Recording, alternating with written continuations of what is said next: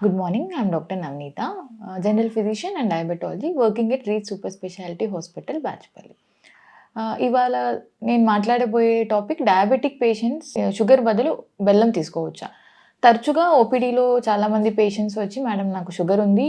Sugar ప్లేస్‌లో బెల్లం sweets కానీ, లేదంటే టీ, కాఫీలలో బెల్లం పౌడర్ కానీ, ఇట్లాంటివి ఏమైనా యూజ్ చేయొచ్చా అని తరచుగా చాలామంది అడిగే క్వెషన్ అనమాట.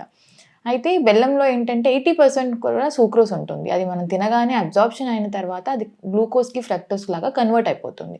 సో, అది ఎక్కువగా షుగర్స్‌ని రైజ్ చేసే ఆప్షన్ అయితే ఎక్కువగా ఉంటుందనమాట.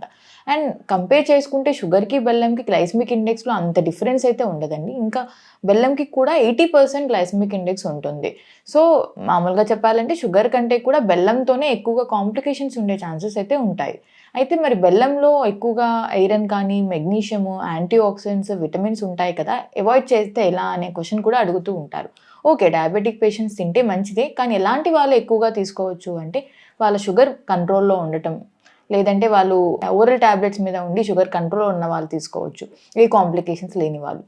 ఎవరైతే ఇన్సులిన్ మీద ఉంటారో, రెగ్యులర్‌గా వాకింగ్, డైట్ చేయకుండా ఉంటారో వాళ్ళకి మాత్రం ఎక్కువగా కాంప్లికేషన్స్‌లోకి వెళ్ళే ఛాన్సెస్ అయితే ఎక్కువగా ఉంటుందన్నమాట.